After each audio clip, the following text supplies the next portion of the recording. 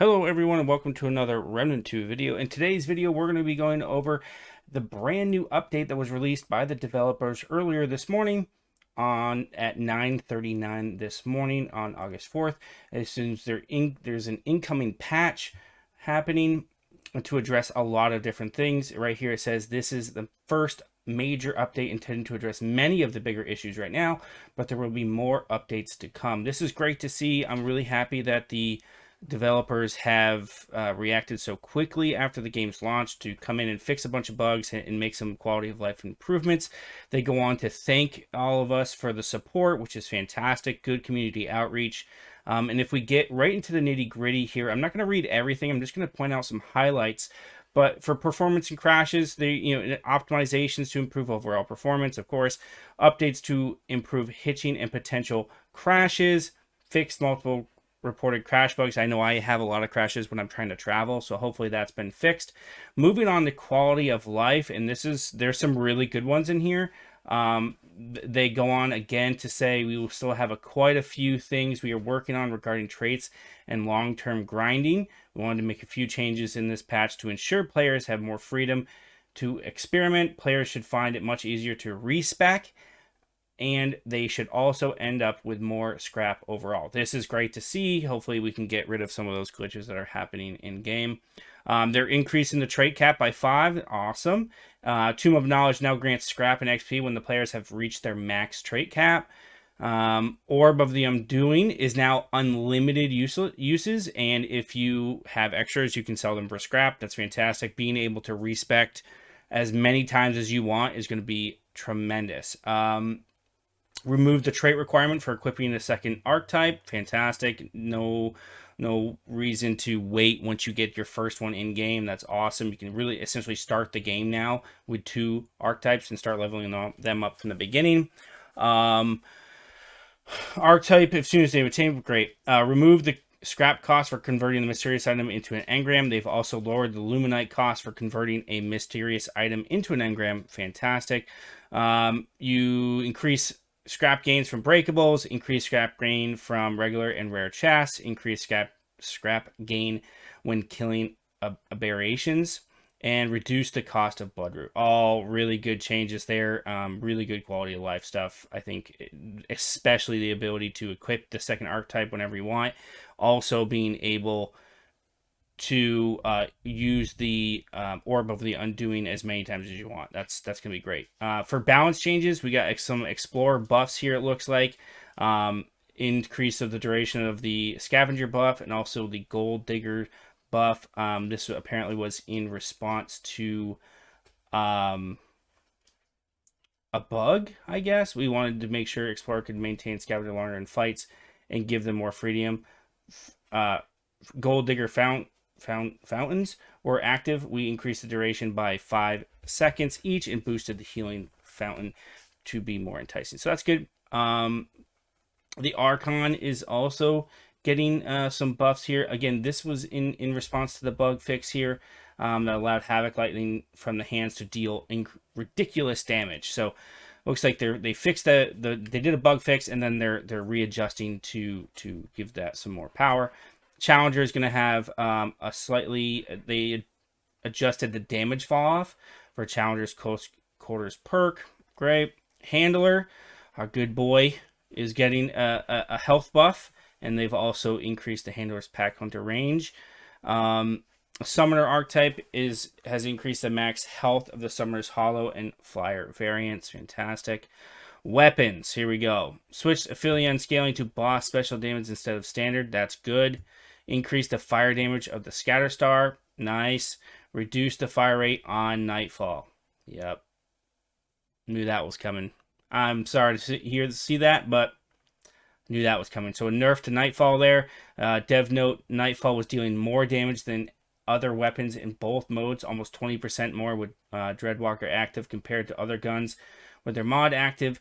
When considering damage and the mod ability, harder to hit, life siphon, and fire rate, it was pushing Nightfall too far above the other long guns. It is now sit closer with other high damage weapons. Okay, all right. They reduced the AoE burst on Enigma. Here's another one. So another enigma nerf here. Damage of the enigma overload application from 40 to 30.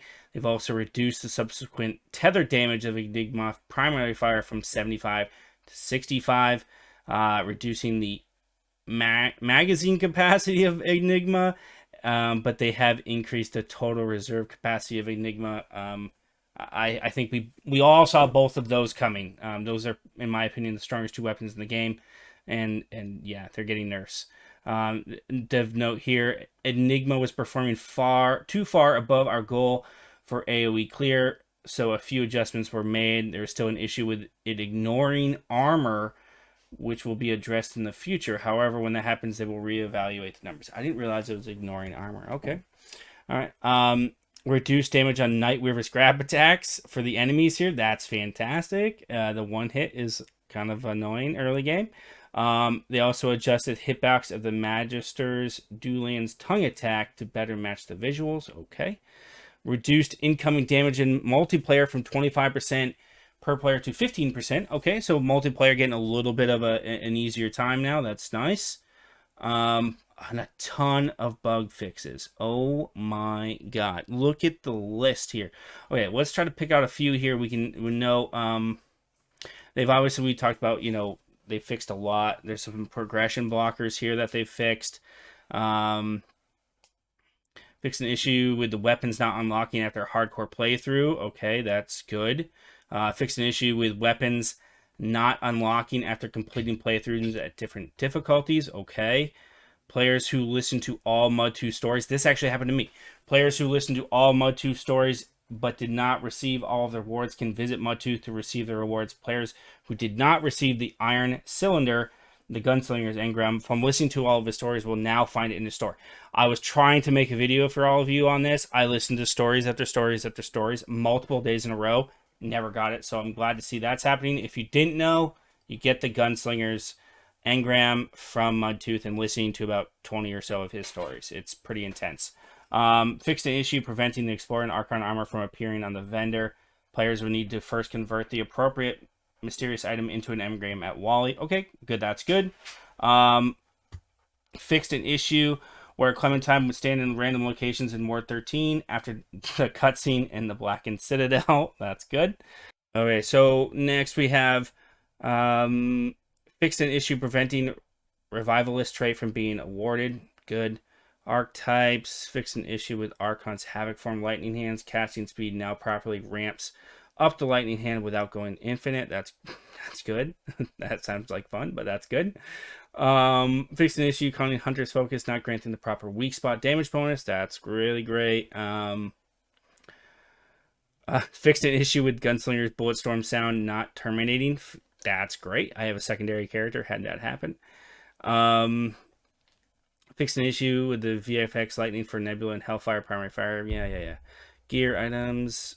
Preventing boss and special melee weapons from receiving proper scaling. Okay. Enemies. There's a fixed an issue with Nightweaver, homing on players incorrectly.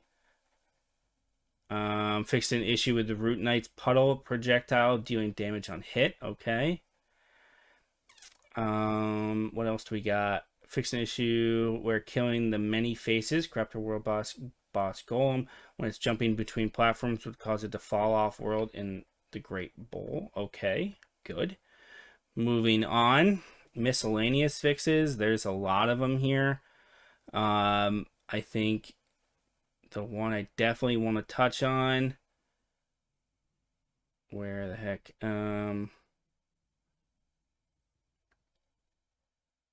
Fixed an issue in the Great Hall that allowed repeated XP rewards during Feastmaster's event. I'm sorry to everyone taking advantage of that, but it looks like you are now out of luck. They have now patched that. And then also fixed an issue where multiple scenarios that allowed players to transition through walls using interactives. So again, if you're using that to, for instance, get to places you shouldn't be yet, they look like they fixed it. But that's it, guys. That's the whole patch notes. I think some really good improvements, really good quality of life stuff. A few nerfs to our favorite weapons, but that was to be expected. And but overall, really good to see from the devs here taking action very quickly upon release and getting things improved for us. So I want to thank them for that. And if you enjoyed this video, let me know in the comments below. I typically don't do these types of things, but I wanted to cover it. So let me know in the comments below if you enjoyed it, and I'll keep doing them. But I want to thank you all for your continued support. And if you did like the video, please consider hitting like and subscribing for more content from myself. Thank you all so much. Have a great night. Bye-bye.